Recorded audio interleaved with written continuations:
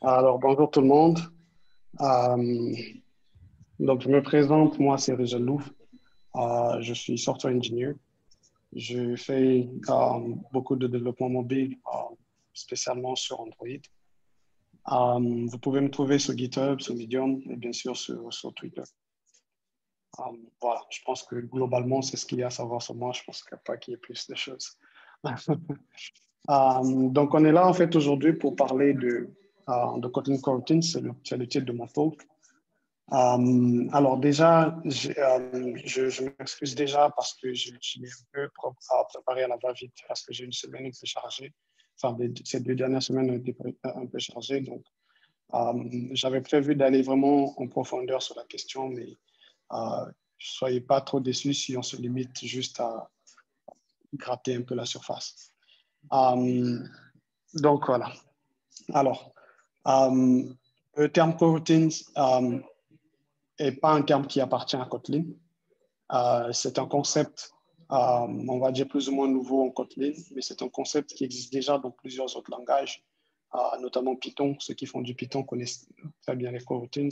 Je pense que ça a été introduit depuis la version 2, je pense 2006, quelque chose comme ça, ou 2009. Il y a aussi des formes de coroutines, ils n'appellent pas ça forcément coroutines dans d'autres langages. Ils appellent ça la plupart du temps async await, notamment dans C#, dans Dart, dans JavaScript, bien entendu, et pas mal d'autres langages. Donc, tout ce qui est async await aussi, c'est en réalité des formes de coroutines. Et ça existe aussi en Go. Ils appellent ça Go Routines. Je pense qu'ils ont voulu faire un jeu de mots. Mais ce concept, d'après ce que j'ai pu voir, est quand même assez bien développé là-dessus. Donc, Kotlin s'est aussi approprié ce concept de coroutines il y a à peu près 2 ans et demi. Ils ont commencé à développer une alternative pour pouvoir faire de la programmation asynchrone de manière plus naturelle avec le langage Kotlin, sur la base du fait que le threading, le multithreading ou la concurrence en Java était un peu compliqué. Donc, Kotlin, vous le savez, est un langage multiplateforme.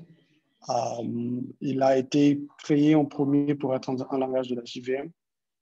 Mais aujourd'hui, Kotlin est un des premiers langages du genre qui est capable de s'offrir à plusieurs types de plateformes, notamment du natif. Avec Kotlin Native, il peut faire du web avec Kotlin.js.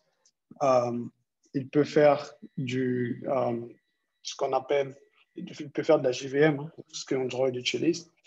Et il peut faire ce qu'on appelle Kotlin multiplateforme, c'est-à-dire faire basiquement du code sharing en toutes ces plateformes. Et donc, le concept de coroutines a été introduit en Kotlin, mais inspiré de ces langages que j'ai cités précédemment. Kotlin est très inspiré de C#, de Scala, un peu de Python, un peu de JavaScript et bien entendu de Java.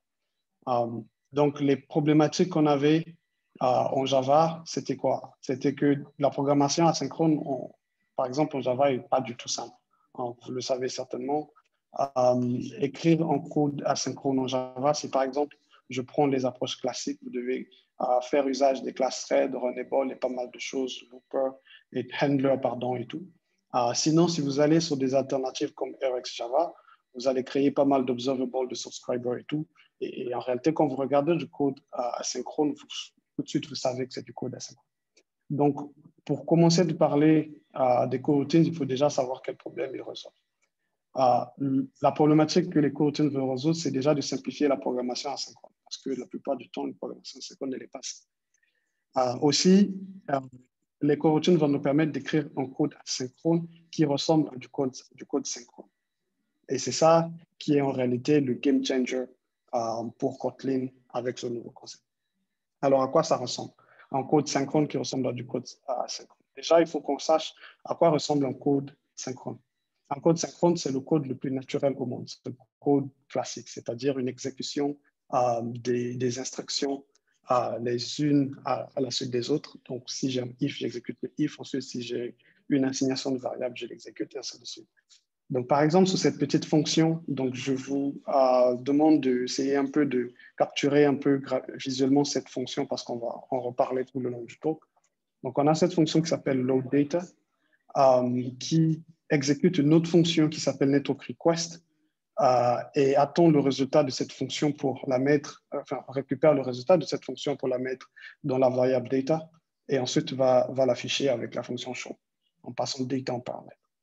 Ici, ce qui est important de noter, c'est que network request, vous l'avez certainement compris, est une fonction qui exécute un traitement réseau. Donc, certainement un appel d'API ou quelque chose comme ça, mais en tout cas, ça va sur le network pour exécuter une requête.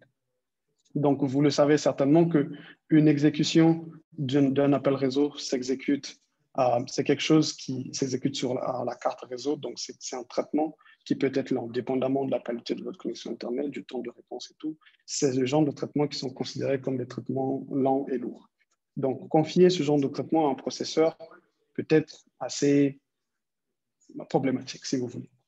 Donc, ce qui se passe quand on exécute ce code, en partant du thread principal, c'est-à-dire on part vraiment de... Là, n'essayez pas d'imaginer quelque chose de complexe. On est vraiment dans un contexte où on démarre une application, disons une application graphique, ça peut être du web, et on appelle cette fonction network request dans load data. Ce qui va se passer, c'est que, comme vous pouvez le voir, network request là, je n'ai pas mon curseur malheureusement, network request sur le petit schéma que j'ai fait pour vous, network request va commencer à s'exécuter, mais ensuite sur le même thread, le système d'exploitation va essayer d'afficher l'interface graphique. Le problème, c'est que comme network request s'exécute et attend une réponse, on demande au thread principal en même temps d'attendre network request et d'essayer d'afficher l'interface graphique, ce qui est quand même pas facile pour lui à faire. Donc, il va essayer de display UI une fois, ça ne va pas le faire parce qu'il est en train d'essayer aussi d'exécuter network request, il va essayer encore, jusqu'à ce que network request, pour qu'il soit en mesure d'afficher, d'appeler show pour pouvoir afficher quelque chose à l'écran. Donc, les deux points en rouge vont représenter un lagging du système. Est-ce que ça va se matérialiser simplement en votre interface graphique, web, mobile ou n'importe quoi qui va juste ramer. Ça va laguer un peu graphiquement, quoi. Vous n'allez peut-être pas pouvoir scroller, vous allez cliquer sur un bouton plusieurs fois, il n'y aura pas de réaction, simplement parce que le main thread est bloqué. Et ça, c'est un des principes de base de la programmation graphique. Never block the main thread. On ne doit jamais bloquer le main thread parce que le main thread a cette responsabilité d'exécuter en boucle,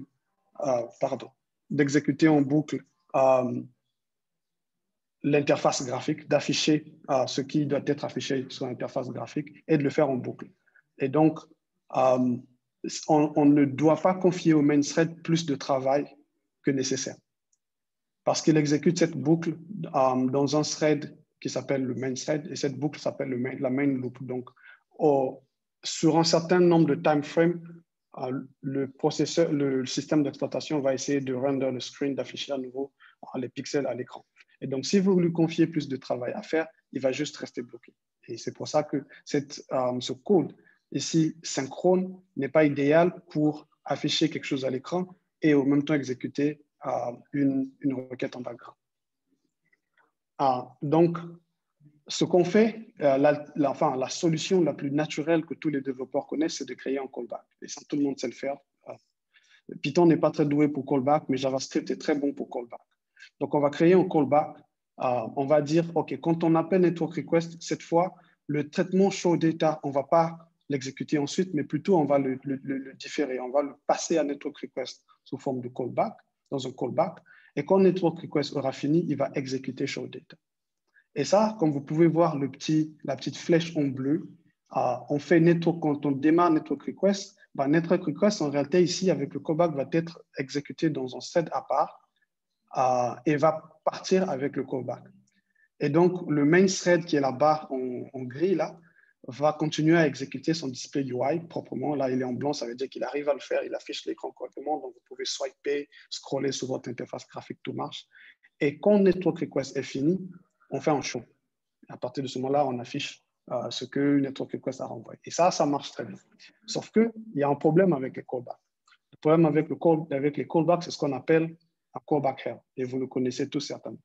Ça veut dire quoi? Ça veut dire que si network request à l'intérieur nécessite un autre traitement qui doit se faire dans dans un thread parallèle, c'est-à-dire certainement pas dans le même thread, on va certainement passer un autre callback. Et si celui-là a besoin d'un autre callback, on va passer un callback, et ainsi de suite, jusqu'à arriver à ce qu'on appelle typiquement un callback. Et un callback curl est clairement considéré comme un code smell. C'est considéré comme une mauvaise pratique. Déjà, même si ce n'était pas une mauvaise pratique, rien qu'à regarder, ce n'est pas très fun à manipuler. Donc, voilà. Donc, les coroutines vont venir pour essayer un peu de nous proposer le meilleur des deux mondes.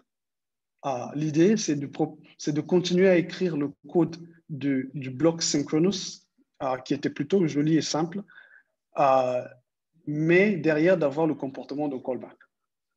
En gros, c'est ça, une coroutine en Kotlin. Peut-être pas dans les autres langages, mais en Kotlin, c'est ça. Ça nous propose la capacité d'exécuter un code synchrone séquentiellement, de manière séquentielle. Et comme vous pouvez le remarquer, en fait, il y a juste une seule chose qui change, c'est la présence du mot-clé suspend que vous pouvez voir à l'écran. Donc, à partir du moment où on marque une fonction suspend, pour le compilateur Kotlin, ça veut dire désormais autre chose. Il va le comprendre d'une autre manière, il va l'exécuter d'une autre manière. Ici, ce que j'ai oublié de vous dire, je l'ai mis en commentaire, c'est que network request aussi, ici, doit être une suspend function, est une suspend function pour pouvoir justement bénéficier de la puissance de Kotlin. Qu'est-ce qui va se passer à partir de là? Une suspend function, clairement, c'est une fonction qui se suspend. Ça a l'air bien bête quand je le dis comme ça, mais c'est littéralement le cas. C'est une fonction qui suspend son exécution, attend de faire quelque chose d'autre et va revenir sur son exécution. Si vous suivez, vous allez vous dire ça ressemble bizarrement à un callback. Effectivement, oui, c'est le principe de callback. C'est juste qu'on ne voit pas de callback. Et c'est ça la subtilité avec un suspend function. Il va principalement avoir deux états globaux, suspend, c'est-à-dire lorsqu'il va rencontrer network, lorsque la fonction load data, qui est une suspend function, va rencontrer network request, qui est aussi une suspend function, load data va être suspendu. Et à partir de là, network request va s'exécuter, va faire tout ce qu'il a à faire. Et quand notre network request va finir, load data va resume et va poursuivre l'exécution. C'est-à-dire quand il va resume, ça veut dire que network request a fini, donc on a désormais une valeur qui nous renvoie. On va mettre cette valeur dans data, et ensuite on va prendre data, mettre ça dans show et appeler show. Et ça, si vous remarquez bien, comme je vous l'ai dit, ça fonctionne comme un callback. Ici, le callback, le fonctionnement du callback, justement, c'est data, show data. Si vous vous rappelez, le callback, on avait passé data en paramètre, ensuite à l'intérieur, on avait appelé show avec data. C'est pratiquement la même chose. En réalité, Kotlin le fait en créant une interface callback qui s'appelle continuation. Donc, c'est un callback, mais un peu surdopé, si vous voulez. C'est un callback qui est un peu surdopé, c'est-à-dire il fait un peu plus de choses que juste être un simple callback. Il a une certaine intelligence derrière. Donc, comment Kotlin fait pour, justement, vous allez vous dire comment il va faire pour savoir que cette première fonction est finie, je dois revenir à ce premier état. Et si jamais, par exemple, network request lui-même avait une autre suspended function dedans, et si, par exemple, load data avait une autre suspend function dedans, comment il fait pour gérer tout ça? Vous allez constater, comme je vous l'ai dit, qu'on avait déjà, d'un point de vue global, on avait deux états, suspend et resume. Donc, ce que les développeurs de Kotlin ont fait, c'est qu'ils ont donné des états à l'exécution d'une suspend function, une fonction suspendue. Étape 0, state 0, ça veut dire qu'on démarre l'exécution de load data. State 1, c'est qu'on suspend load data. Load data est suspendu. Donc, il est suspendu lorsque network request commence à s'exécuter. Ensuite, le state 2, c'est que le network request a fini de s'exécuter, on redonne la main à load data. Donc là, on resume. Resume est le deuxième état. Et enfin, le troisième état, c'est qu'on poursuit l'exécution de load data quand il sera terminé. En gros, c'est son état final quand il a fini.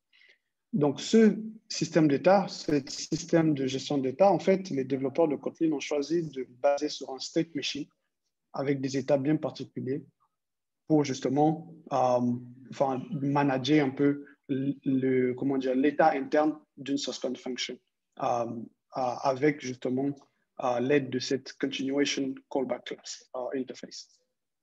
Et cette manière, en fait, de gérer les choses avec cette interface continuation a un nom très connu. On appelle ça continuation passing style. Ce n'est pas un concept qui existe en Kotlin, c'est un concept qui existait déjà depuis très longtemps et qui est utilisé dans plusieurs autres langages pour plusieurs autres types de besoins. Donc ça, c'est vraiment une partie qui nécessite certainement un talk à part entière. Je ne vais pas vraiment m'appesantir sur les détails. Je pense que la prochaine fois, si j'ai la chance, je ferai peut-être un talk juste sur cette partie. Now, qu'est-ce qu'une coroutine, vous allez me demander? Une coroutine, ce n'est pas un thread. Certainement, vous allez vous dire, ouais, coroutine, c'est comme un thread. Oui, mais non, ce n'est pas vraiment un thread. Une coroutine, c'est quelque chose qui va prendre un morceau de code et va l'exécuter à l'intérieur d'un thread. Et une coroutine, évidemment, on se dit qu'il ressemble à un thread justement parce qu'en réalité, un thread, c'est ce qu'il fait, sauf qu'un thread est quelque chose d'un peu plus macro. Une coroutine va s'exécuter à l'intérieur d'un thread, mais surtout, il va être beaucoup plus léger qu'un thread. Si vous prenez n'importe quel langage, Java, Kotlin, Python, Ruby, ce que vous voulez, si vous essayez, faites l'expérience d'exécuter 1000 threads. Démarrez 1000 threads et exécutez-les. Vous allez voir que vous allez très vite avoir un out of memory error ou exception. Simplement parce qu'un thread est lourd dans le principe. Il est lourd. Il n'est pas quelque chose, on ne blague pas avec les threads, c'est quelque chose d'assez consistant pour un programme informatique. Les coroutines, à l'inverse, sont lightweight. Ils sont plus légers. Moi, j'ai déjà fait l'expérience, par exemple, d'ouvrir plus de 1000 coroutines et pas d'erreur. Mon système fonctionnait normal, sans problème. Donc, ils ont ce gros avantage-là d'être beaucoup, beaucoup plus léger qu'un thread classique. Et donc, de tout ça, vous pouvez voir qu'il y a pas mal d'avantages qui peuvent en ressortir. Les coroutines en Kotlin, comme j'ai dit, c'est un nouveau concept, mais pour pouvoir les comprendre, ou du moins pour pouvoir, comment dirais-je, en faire sens, les fondateurs de cette librairie, ou de ce concept, en tout cas les développeurs de cette librairie chez Kotlin, ont introduit un peu plus de choses que la base, que des choses basiques. À la base, quand on parle par exemple de thread, on ouvre simplement un thread, on exécute les choses et on passe. Mais les coroutines sont des morceaux de code qui offrent une certaine flexibilité, un certain contrôle. C'est justement pour ça qu'ils sont spéciaux. Sinon, ce serait juste des fonctions. Les fonctions s'exécutent aussi dans un thread, donc il ne serait pas assez différent. Mais les coroutines, justement, c'est des routines, mais qui sont un peu spéciales. Alors, parmi ces concepts, il y a, comment dirais-je, il y a le concept de context switching qui n'est pas propre aux coroutines ni à Kotlin du tout. Le coroutines, si vous avez déjà fait du multithreading, vous savez ce que c'est que le context switching, c'est simplement passer d'un thread à un autre. Je vais par exemple quitter le main thread pour aller vers un thread IO. Je fais du context switching en faisant ça. Donc, les coroutines nous permettent aussi de faire du context switching, de passer d'un thread à un autre, d'exécuter un bout de code dans un thread et ensuite basculer dans un autre thread pour exécuter une autre portion de code. Et on le fait avec l'aide d'un opérateur, d'une fonction qu'on appelle withContext, qui est en réalité une suspend function. Ensuite, ils vont introduire un concept qu'ils appellent des dispatchers. Donc, le context switching permet de faire un changement de thread, mais un thread dans les coroutines est représenté par ce qu'on appelle un dispatcher. Un dispatcher n'est pas tout à fait un thread, c'est comme on va dire un représentant d'un thread. En gros, le dispatcher va, comme son nom l'indique, dispatcher votre coroutine dans un thread particulier. Vous avez juste à lui dire où le mettre, et si vous lui dites dispatche-le-moi dans le thread IO, il le dispatche dans le thread IO. Donc, les dispatchers sont en gros des représentants des threads d'exécution de nos coroutines. Donc, l'exemple que vous avez ici vous montre comment on utilise un withContext. Vous appelez la fonction withContext, vous lui passez dispatcher.io en paramètre. À partir de là, le code qui s'exécute entre les brackets est en train de se faire sur un thread IO. Et je vais vous parler des dispatchers tout de suite. Donc, si je dois me répéter, un dispatcher est un représentant d'un thread. C'est lui qui nous permet de faire du context switching. Ça veut dire qu'il nous faut quand même un certain nombre de threads connus au préalable pour pouvoir les manipuler facilement. Les développeurs de Kotlin ont développé 3 types de dispatchers. Dispatcher.main, qui est le représentant du main thread, tout simplement. Dispatcher.io, qui va être certainement un des plus utilisés. C'est on va dire, un thread qui est optimisé pour exécuter des requêtes network et disk, donc tout ce qui est in and out, entrée-sortie. Et le default dispatcher, qui est juste un thread optimisé pour exécuter des heavy computation, des traitements lourds, par exemple, un gros algorithme de compression, enfin, pas compression, ouais, pas compression, c'est plus I/O, mais peut-être un gros algorithme de cryptage de quelque chose ou de décryptage de quelque chose, par exemple. Et on a principalement ces 3 types de dispatchers, mais évidemment, vous pouvez créer vos propres types de dispatchers. Il y a un autre concept qui est certainement le plus important quand on parle de coroutines en Kotlin, et principalement en Kotlin. Je ne sais pas si ce concept existe dans les autres langages, mais en Kotlin, c'est certainement la vedette. Ce concept, c'est la structured concurrency, concurrence structurée, littéralement. Comme je l'ai dit, les coroutines ne sont pas juste des simples fonctions. C'est des fonctions qui nécessitent un peu plus de contrôle, un peu plus de maîtrise, qui nous donnent un peu plus de contrôle, un peu plus de maîtrise. Et donc, pour ça, en fait, on va se poser certaines questions auxquelles la structured concurrency va répondre. Par exemple, qui est en mesure de supprimer, d'annuler l'exécution d'une coroutine? Est-ce qu'une coroutine particulière suit un life cycle particulier? Est-ce qu'il est associé à un life cycle particulier? Est-ce que les autres composants du système sont capables de savoir lorsqu'une erreur ou une exception arrive lors de l'exécution d'une ou de plusieurs coroutines? À toutes ces questions, en fait, la réponse, c'est ce qu'on appelle la structured concurrency. Et si vous regardez bien, en fait, toutes ces questions vont amener à une seule chose, c'est d'éviter les memory leaks. Par exemple, si vous démarrez une nouvelle coroutine et qu'il se passe quelque chose à l'intérieur, ou du moins, on va dire, la coroutine essaie de faire quelque chose, mais il se trouve que vous n'avez plus besoin de cette coroutine pour une raison X ou Y, le plus naturel serait de vouloir le supprimer. Mais si on n'a pas de moyen de le supprimer, ce qui va se passer, c'est que cette coroutine qui a été créée va juste leak en mémoire. Elle va rester là, traîner en mémoire, donc ça nous crée des leaks. Deuxième chose, c'est que si on lance notre coroutine dans un contexte particulier, par exemple, je vous donne l'exemple, vous faites du Kotlin JS et vous le faites avec du React ou du Angular. Donc, vous avez une interface avec des components. Vous dites, OK, quand on ouvre la table, quand on ouvre la page, dès qu'on ouvre la page, moi, je démarre de nouvelles coroutines et j'exécute dedans certains travaux, par exemple, se connecter à un serveur distant pour récupérer un certain nombre de données. Mais qu'est-ce qui va se passer si je ferme cet onglet? Je voudrais, par exemple, dire que si je ferme cet onglet, je voudrais pouvoir supprimer toutes les coroutines que j'ai démarrées. Parce que sinon, ces coroutines qui ont été démarrées vont leak dans la mémoire. Et ça, c'est un problème. Et la structured concurrency, justement, répond à tous ces problèmes-là. Même chose, lorsqu'il arrive une erreur, si une des coroutines a échoué, est-ce qu'on ne devrait pas juste simplement s'en débarrasser, l'annuler tout simplement? Et donc, pour pouvoir répondre à ces questions-là, pour pouvoir comment dire, atteindre justement cet objectif de structured concurrency, Kotlin introduit le concept de scope. Donc, tous les ingénieurs logiciels connaissent certainement le mot scope. Quand on dit scope, on sait très bien à quoi ça fait référence. C'est une espèce de boîte fermée qui donne un contexte à quelque chose, un contexte d'exécution à quelque chose.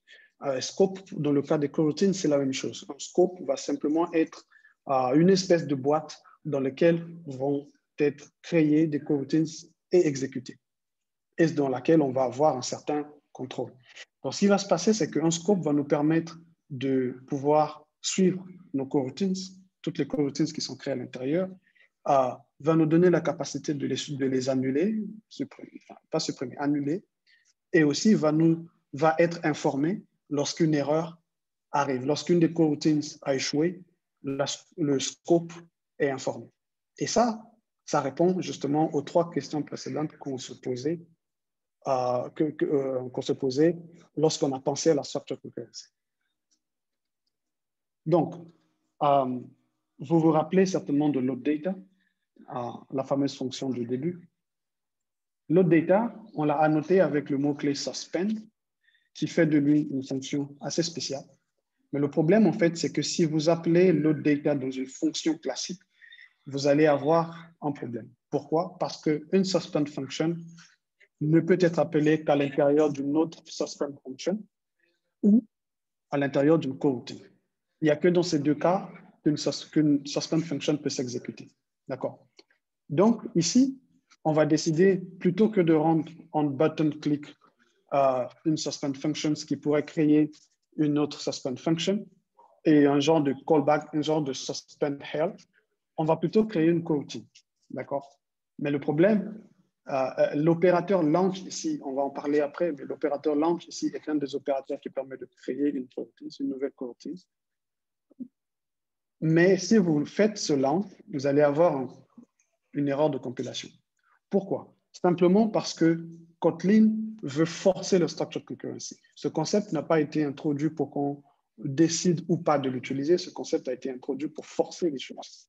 On ne peut pas faire de coroutine sans avoir une concurrence structure. En tout cas, pas en Kotlin. Donc, le compilateur se plaint parce qu'il dit tu ne peux pas démarrer une coroutine à l'extérieur dans Scope. Donc, l'erreur qu'on a ici, c'est simplement pour dire qu'on ne peut pas démarrer une coroutine à l'extérieur de Scope. Donc, ce qu'on doit faire, c'est de créer un scope d'abord, ensuite de créer la coroutine à l'intérieur de scope. C'est ça qui est le scope.launch. Le scope.launch veut dire crée-moi une coroutine à l'intérieur du scope qui s'appelle scope. Alors, comment on crée un scope? Il y a des constructeurs déjà bien définis. Le plus populaire est coroutine scope, le plus naturel. Coroutine scope, simplement, cette classe vous permet de créer une nouvelle coroutine. Mais pour créer un nouveau scope, mais pour créer un scope, il faut préciser un dispatcher. Parce qu'il faut dire dans quel contexte il va s'exécuter, dans quel thread les coroutines à l'intérieur de ce scope vont s'exécuter. Ici, on précise le main thread, dispatcher.main, qui va exécuter, qui va être le thread d'exécution de toutes les coroutines par défaut là-dedans. Naturellement, si vous voulez changer, si vous avez là-dedans un traitement qui doit se faire en I/O, vous faites du context switching avec with context. D'accord, donc ça, on l'a déjà vu. Et donc, c'est comme ça que vous créez un scope.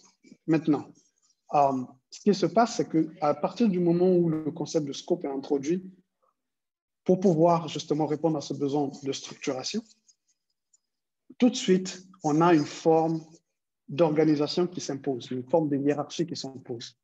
Le scope ici va devenir le parent. Il va être le parent, c'est-à-dire c'est lui, en gros, qui les englobe tous.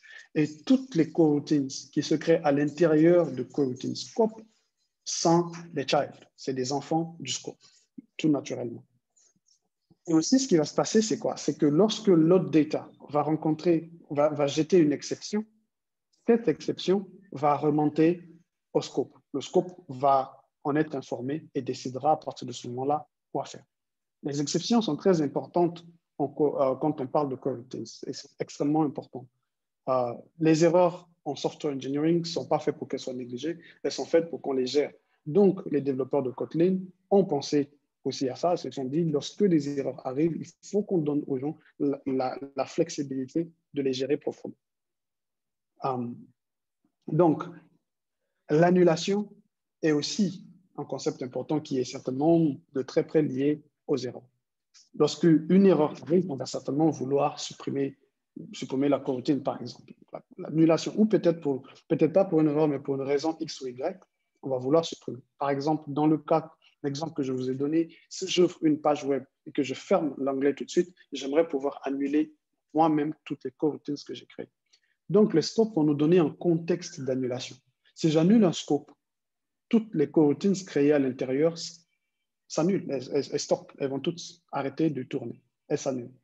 Le truc, c'est que lorsque vous arrêtez un scope, vous ne pouvez plus en réalité créer de nouvelles coroutines. Bon, ça, c'est un peu un side effect de la chose, mais c'est comme ça que ça fonctionne. Now, les suspend functions. Je vous ai parlé de gestion d'erreurs. Je vous ai aussi parlé de l'annulation des erreurs. Ce qui va se passer, c'est quoi? C'est qu'une fonction, on va dire, pour pouvoir déterminer à quel moment un scope va s'arrêter, il faudrait qu'on sache si toutes les coroutines à l'intérieur se sont terminées. Alors, dans une coroutine, on sait que s'exécute dedans des suspend functions. Donc, pour savoir si une coroutine s'est terminée, il faut qu'on sache si les suspend functions à l'intérieur sont terminées, n'est-ce pas? Mais comment savoir qu'une suspend function est terminée? Si on doit regarder tous les states qu'on a, ça risque d'être compliqué. En fait, c'est simple. Lorsqu'une fonction termine, lorsqu'une fonction return, lorsqu'on appelle un return d'une fonction, lorsqu'on arrive à dernière exécution de la fonction, lorsqu'elle return, ça veut dire qu'elle a fini de faire le travail qui lui était confié. C'est la même chose pour les suspend functions. Une suspend function est terminée lorsqu'elle return. Bon, à la base, vous allez me dire, c'est pas la peine de le mentionner parce que on le sait déjà, c'est un peu naturel. Mais techniquement, non. Pourquoi? Parce qu'une suspend function est asynchrone. Enfin, la plupart du temps, elle exécute du code asynchrone. Quand on va appeler load data, qui va appeler network request va se faire dans un thread différent, en parallèle. D'accord? Donc, si jamais on l'avait fait avec un callback, l'appel d'un return ne veut pas tout à fait dire qu'on a fini. La fonction termine là, mais ça ne veut pas dire que le travail qui avait été confié à cette fonction est fini parce que le callback, quand il aura fini, va exécuter le morceau de code qu'on lui avait confié. Ça, c'est si on avait utilisé un callback. Donc, quand on arrive au return, il y a encore du travail qui est peut-être en train d'être fait, enfin, certainement encore en train d'être fait quand on utilise un callback. Mais si c'était une fonction sans callback, quand on arrive au return, on sait qu'on a fini. Dans le cas des suspend functions, qui je vous ai expliqué, en réalité, utilise un mécanisme de callback derrière. On ne subit plus la règle où quand on arrive au return, il se pourrait qu'il y ait encore des traitements qui se fassent. Non, ici, quand on arrive au return, c'est qu'on a fini. Pourquoi? Justement parce qu'elle s'est suspendue. Elle s'est suspendue pour exécuter le network request. Ensuite, elle est resume, elle est revenue quand le network request est terminé. Donc, quand on va appeler return, c'est que tout ce qu'il y avait dans un suspend function est fini. Et ça, c'est très important à savoir, parce que désormais, on sait que si toutes les fonctions, suspend functions sont exécutées dans une coroutine sont finies, le coroutine a fini son exécution, et donc le scope a fini son cycle de vie, si vous voulez. D'accord. Les exceptions. Comme je l'ai dit, les erreurs en software engineering ne sont pas faits pour être ignorés, ils sont faits pour être gérés, pour être handled. Il y a, on va dire, deux manières globales de gérer les erreurs dans le contexte d'un scope, avec des scopes. Dans la syntaxe que je vous ai présentée tout à l'heure, coroutine scope prenait en paramètre un main, dispatcher.main, simplement.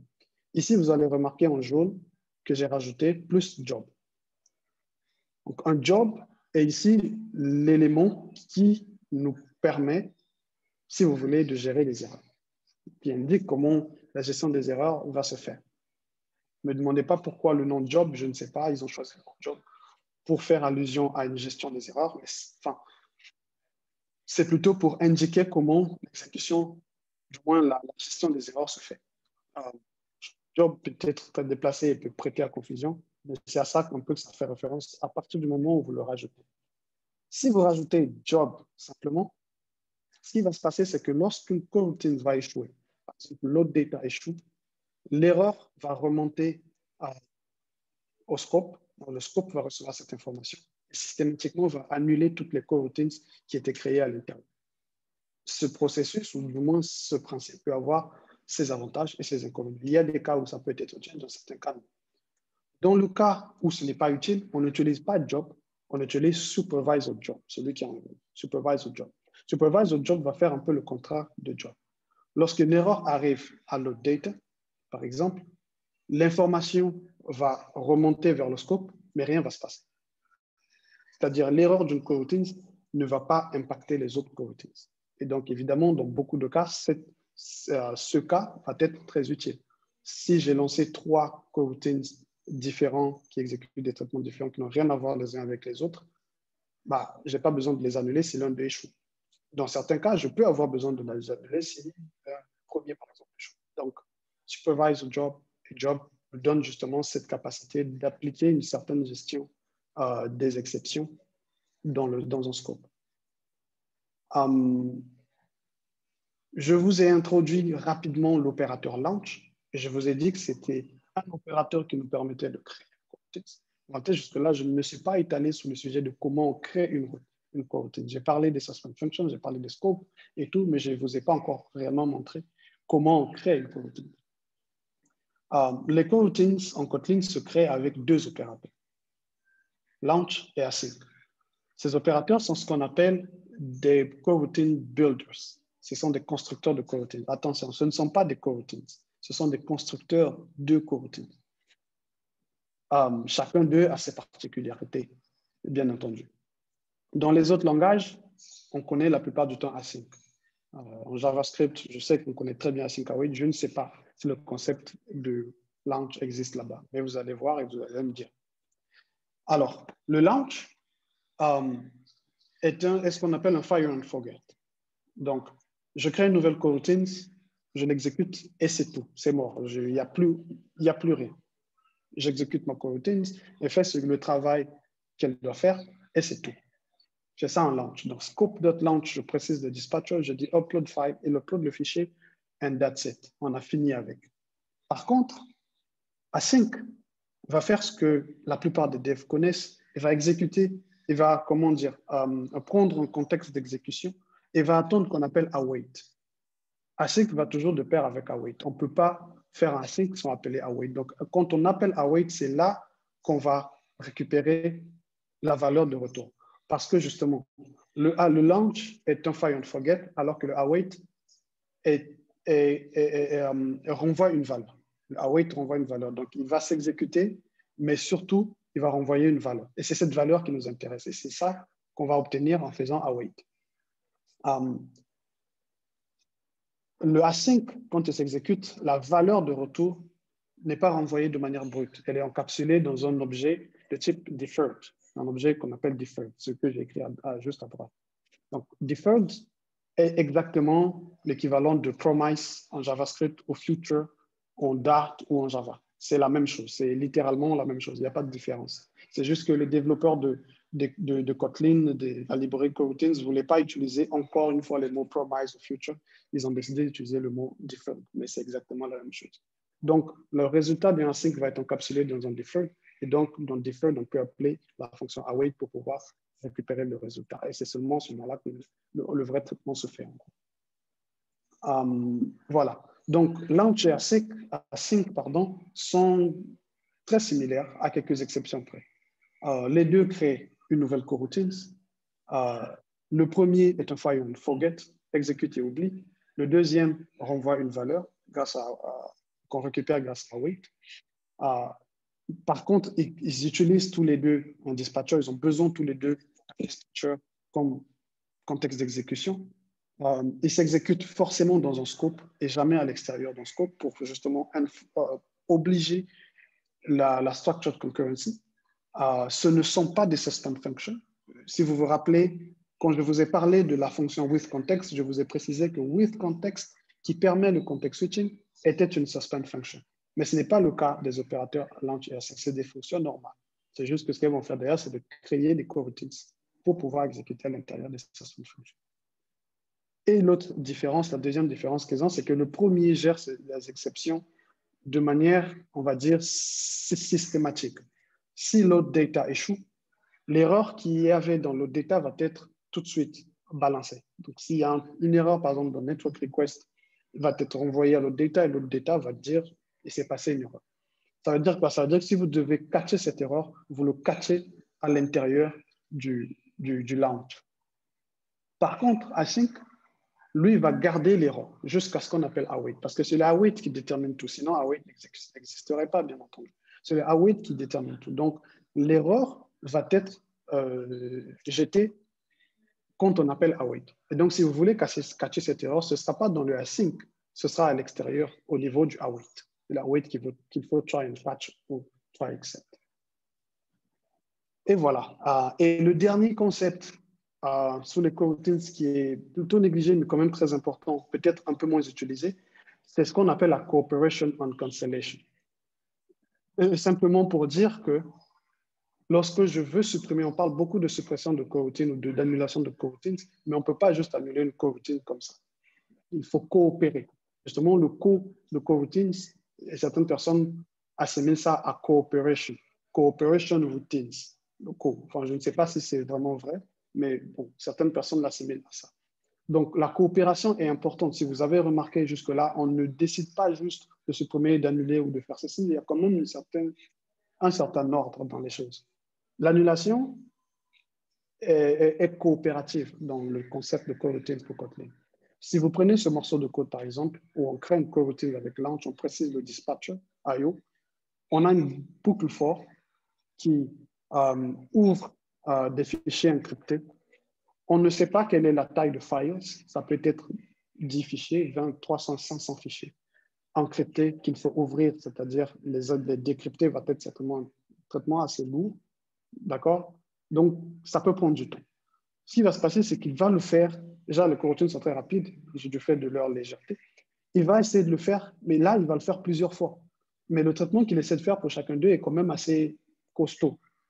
Donc, ce qui va se passer, c'est que si vous décidez d'annuler cette coroutine, vous ne savez pas en fait s'il est dans un état où il peut être annulé. Vous voyez ce que je veux dire? Ça peut créer juste un gros bordel. Et sans vraiment vouloir s'éparpiller, ça peut juste créer un gros bordel. Donc, ce qu'on veut, c'est de s'assurer que la coroutine est dans un état où elle te dit « je suis quand même assez prête à être supprimée ». Évidemment, ce n'est pas le cas de toutes les annulations, mais dans certains cas, on veut prendre des précautions, d'où la coopération dans ces conditions-là. Et donc, si c'est le cas, vous allez rajouter certains opérateurs comme ensure active, qui va d'abord s'assurer, lorsque vous voulez annuler, va d'abord s'assurer que la coroutine est active avant de s'annuler. D'accord. Ou yield. L'opérateur yield, moi je ne le connais pas très bien, même ensure active, je ne l'ai jamais utilisé. Mais yield est très connu pour les développeurs Python. Et ça existe certainement dans d'autres langages. Moi, je l'ai déjà utilisé en Python, justement, en faisant des coroutines. Tous ceux qui ont fait coroutines en Python connaissent probablement l'opérateur yield qui est souvent utilisé avec les générateurs. Donc, yield ici va avoir un peu le même effet qu'en Python. Il va arrêter là, mais seulement si on est dans un état où on peut arrêter cette coroutine. Ça aussi, c'est un sujet assez avancé. Je ne me suis pas vraiment plongé là-dedans, mais naturellement, je pense qu'une prochaine fois, j'aurai peut-être le temps d'élaborer sur cette interface. Et donc, voilà un peu en gros ce que j'avais à vous présenter aujourd'hui. Si vous avez des questions, je suis prêt à les prendre.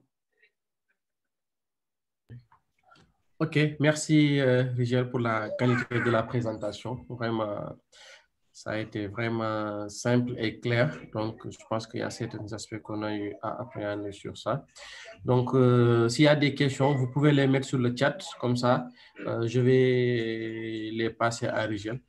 Il y a une question ici qui demande si Kotlin coroutines sont plus performants que RX Kotlin. Bonne question. Alors, si vous avez suivi mon talk, déjà, vous avez certainement compris que les coroutines sont différents des threads. Et RX Kotlin utilise des threads. Et ça, c'est comme ça qu'il fonctionne. Par exemple, si vous voulez observer une certaine valeur sur un... Imaginez que vous faites un appel réseau et que vous voulez observer le retour de cette valeur, vous allez devoir préciser un thread. Et dans RX Kotlin, RX Java et même les autres, on a souvent ce qu'on appelle des exécuteurs ou quelque chose de pareil, qui sont un peu les équivalents des dispatchers. Donc, ces exécuteurs vont indiquer dans quel thread vont s'exécuter l'opération qu'on veut faire. Par contre, dans le cas de RX Kotlin, il n'y a pas de coroutines. Il n'y a qu'un thread normal. Alors, est-ce que c'est plus performant? Je ne dirais pas forcément, parce qu'un thread reste un thread. Coroutine s'exécute dans un thread, donc pas forcément. Juste que le code que vous aurez à écrire sera beaucoup plus propre, largement. Beaucoup plus facile à manager, beaucoup plus facile à maintenir aussi et à en faire sens. Si, par exemple, vous devez enchaîner La plupart du temps, beaucoup de développeurs utilisent RX Kotlin, RX Java, RX JS, RX Swift pour faire souvent beaucoup d'appels network. La plupart du temps, on ne s'embête pas avec les autres opérateurs, on fait du networking. Si vous devez enchaîner plusieurs appels network, par exemple, je récupère le nom de l'utilisateur, ensuite je refresh un token, après je récupère un autre token, et ainsi de suite, 4 ou 5 requêtes. Vous imaginez tout de suite que si vous devez l'écrire avec RX, le code va être assez moche. Observable, subscribe on, execute on, ainsi de suite. Vous allez devoir faire ça un certain nombre de fois. Ou bien faire usage d'un certain type d'opérateur assez mystérieux qu'on ne maîtrise pas toujours, qui vont nous donner cette possibilité-là. Mais ce code ne ressemblera pas du tout à un code synchrone. Ça ressemblera clairement à un code asynchrone. Si vous devez le faire avec les coroutines, bah, c'est simple. La syntaxe la plus probable que vous allez avoir, c'est execute request one. Ensuite, la ligne qui va suivre, execute request two. La ligne qui va suivre après, execute request three, ainsi de suite, et c'est fini. De manière littéralement séquentielle. Et ça, c'est clairement beaucoup plus facile à manager et à gérer. Évidemment, si on choisit un thread IO pour faire la chose, naturellement, les gars qui ont développé RX optimisent aussi leurs threads pour pouvoir fournir des threads pour exécuter des choses en IO. Pareil que ce qu'ont fait les gars qui ont codé les coroutines en Kotlin. Donc, peut-être pas plus performant, mais certainement plus facile. Est-ce que ça répond à la question ou pas? Oui, je pense que ça répond très bien à la question. Et je vais enchaîner aussi sur ça pour dire que est-ce que le switch de RX Kotlin vers du Kotlin Corentin, est-ce que c'est facile à faire ou bien est-ce qu'on peut le faire à chaque fois? Alors, facile à faire, peut-être, je dirais oui. Je dirais oui. Naturellement, ça demande un effort, mais je dirais oui parce que le code qu'on va écrire, comme je l'ai dit juste tout à l'heure, va être plus facile à écrire. Donc, si on sait ce qu'on a fait dans notre code RX Kotlin, ce sera plus facile de le réécrire en coroutine, ce qui est beaucoup plus simple. Maintenant, il existe des outils que des mecs ont écrits pour simplement comprendre le code RX Java ou RX Kotlin et produire du code avec coroutines. Il y a des plugins, des choses qui existent pour ça. Est-ce que c'est vraiment, comment dire, est-ce que c'est vraiment, je dirais, facile? Oui, peut-être non, parce que ça dépend du nombre de la quantité de code que vous avez écrit. Mais c'est clairement quelque chose que je recommanderais. Je ne pense pas qu'on devrait avoir peur de migrer. Si on a écrit du RX Kotlin ou du RX Java ou du RxJS, on ne devrait pas avoir peur de migrer vers les coroutines parce ça va nous prendre moins d'efforts déjà à écrire et on va aboutir à un code beaucoup plus facile à maintenir. Donc, voilà. Je ne sais pas si ça répond exactement à la question. Oui, je pense qu'il y avait une partie à la fin, une subtilité à la fin de la question que je n'ai pas bien captée. Oui, bon, à la fin, c'était pour dire, est-ce que c'est toujours utile de le faire, de faire ce... L'utilité. Alors, peut-être pas non, pas forcément. Moi, je pars sincèrement du principe que si ça marche pour toi, tu n'as pas forcément besoin de le changer, à moins que tu aies un vrai besoin. C'est ce que je pense. Si, par exemple, on est dans un projet où on se retrouve avec beaucoup de boilerplate, parce que RX, dans beaucoup de cas, surtout pour avoir pratiqué RX Java pendant un bon bout de temps, je sais qu'il implique beaucoup de boilerplate code et qu'on veut nettoyer tout ça, oui, on devrait passer à des coroutines. Aussi, il y a la nullability, null safety. Kotlin de nature est un langage null safe. Comment ça s'appelle? Kotlin native est écrit en Kotlin, donc il apporte la null safety de Kotlin. Mais les coroutines le sont, on va dire, de manière un peu plus naturelle. Par exemple, j'essaie de récupérer des données, je ne sais pas, d'une base de données ou d'un serveur et tout. Souvent, ce qu'on va faire, c'est qu'on va coller un observable là-dessus et ensuite, on va essayer de subscribe. Par exemple, si j'ai une base de données locale, si je fais du mobile, je vais essayer de récupérer. Si, par exemple, cette table n'existe pas ou s'il y a une erreur quelque part, la plupart du temps, si on ne fait pas attention, si on ne choisit pas le bon opérateur, il peut renvoyer nul et cracher. Donc, on va devoir choisir, par exemple, un opérateur comme maybe au lieu de observable ou single. Single, ça veut dire je fais l'opération une seule fois, fire and forget et j'oublie. Maybe, parce que je me dis je peux ou ne pas avoir quelque chose. Et donc, il peut mieux gérer ça. Par contre, si je prends juste un observable et je crache systématiquement. Et donc, on se retrouve beaucoup à faire ce genre de refactoring. Ça, c'est le genre de choses qui va certainement, je peux le dire, littéralement pas arriver avec le coroutines parce que je reçois ma valeur, c'est une valeur brute en tant que telle. Moi-même, j'aurai le temps d'aller vérifier que si j'ai quelque chose dedans ou pas. Donc, ça, c'est un avantage énorme pour moi de passer en coroutines. Mais clairement, si on a un projet qui tourne, qui fonctionne bien avec notre RX, si on maîtrise très bien notre RX, parce que souvent, de ce que moi j'ai vu, beaucoup de développeurs ne le maîtrisent pas du tout. Si on le maîtrise très bien, franchement, il n'y a pas vraiment de raison de changer. Maintenant, si je dois être un peu fanboy, si je dois être un peu fanboy, je dirais que si vous faites du Kotlin, faites tout de suite des coroutines parce que les coroutines constituent la solution des ingénieurs de Kotlin pour faire du multithreading, pour faire de la concurrence, pour faire de la synchrone. C'est leur solution. RX Kotlin n'est pas une solution des ingénieurs, des développeurs de Kotlin. Ce n'est pas leur solution. Ça a été développé par une communauté ailleurs. Mais leur solution pour faire de la synchrone, c'est coroutines. Donc, si vous voulez adhérer à la philosophie de Kotlin, faites des coroutines. Voilà, c'est ce que je pense. OK, merci. Je pense que ça a été très clair pour les réponses. Bon, s'il n'y a pas d'autres questions, je pense qu'on ne va pas trop te fatiguer. Et merci encore pour la présentation et j'espère qu'il y en aura d'autres, hein, parce que vraiment… Inch'Allah. Ouais. Merci beaucoup à vous. Et j'espère, je pense que je ferai la suite. Administrateur, j'avais posé une réponse. Je pense que tu ne l'as pas vue. Oui, excuse-moi. Excuse-moi, je n'ai pas vu la… Ouais, c'est dans le chat, ouais. Je regarde en dessous. Ensuite, excuse-moi, je ne vois pas la question. Allô, Assou, est-ce que tu peux poser ta question? Allô? Ouais. Allô? Oui. En fait, c'était direct. Genre, je voudrais savoir, est-ce que… Bon, en tout cas, merci pour la présentation. Je voudrais savoir avec Kotlin, est-ce que tu as la possibilité d'avoir un processus pair, genre un Kotlin pair, un coroutine pair et ses fils qui s'exécutent? Et si c'est le cas, si le père est mort, ces fils ils seront adoptés par… Est-ce qu'il y a un coroutine standard ou un coroutine qui va les adopter? Très bonne question. Voilà. Donc, quand je parlais des scopes, j'avais mentionné cette question de hiérarchie. Mais naturellement, quand on crée une coroutine à l'intérieur d'une coroutine, cette coroutine devient l'enfant de la coroutine. C'est-à-dire, le child ici peut avoir des child aussi. D'accord. Dans ce cas en particulier, quand le parent meurt, tous les child meurent. Par contre, si un des child meurt, ça ne veut pas forcément dire que les autres vont mourir ou que la coroutine parente va mourir. Ceci dit, le parent lui-même vit dans un scope qui est le parent des parents, quoi. Si tu veux, le grand-père, si tu veux. Et si le scope meurt, ils meurent tous, systématiquement. OK.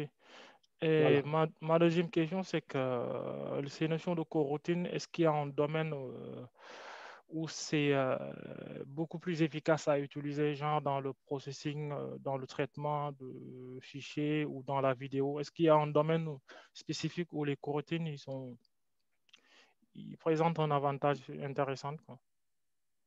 Je dirais partout. Partout où on a besoin de faire un traitement asynchrone, quelque type que ce soit de la compression vidéo, du networking, peu importe, de lecture simple de fichiers, partout où on a besoin de faire de l'asynchrone, les coroutines sont là. Après, l'usage de ce qu'on va en faire dépend littéralement du développeur. Mais on le sait tous qu'il existe très peu d'applications qui ne font pas au moins un traitement en asynchrone. Donc, pour dire qu'ils sont vraiment dans notre quotidien tous les jours, sans être affiliés à un domaine spécifique, ils sont littéralement exécutés tous les jours. Aujourd'hui, si par exemple, je dis n'importe quoi, hein, par exemple, si je dis aujourd'hui, je pense qu'on a atteint près de 70% des applications sur Play Store, sur Google Play Store qui utilisent Kotlin. Et la plupart d'entre eux, je dirais plus de la moitié de ces applications utilisent des coroutines pour faire de l'asynchrone. Donc, ce qui est en train de trouver sur notre téléphone Android aujourd'hui, il y a déjà des centaines, des dizaines, voire des centaines de coroutines qui sont en train de tourner derrière pour faire tout un ensemble de choses, de l'optimisation graphique, de la compression, du networking, de la lecture disque, tout un ensemble de choses. Donc, voilà, ils ne sont pas vraiment associés à un domaine, c'est vraiment de la synchrone, quoi. OK, merci. OK. Tonux, d'autres questions? Non. À part la question d'en dessous, non, on n'a pas d'autres questions. OK, parfait. Je vous remercie, les gars, et certainement, on en reparlera lors d'un prochain talk où on pourra approfondir sur les flows et les channels qui sont des sous-concepts des coroutines.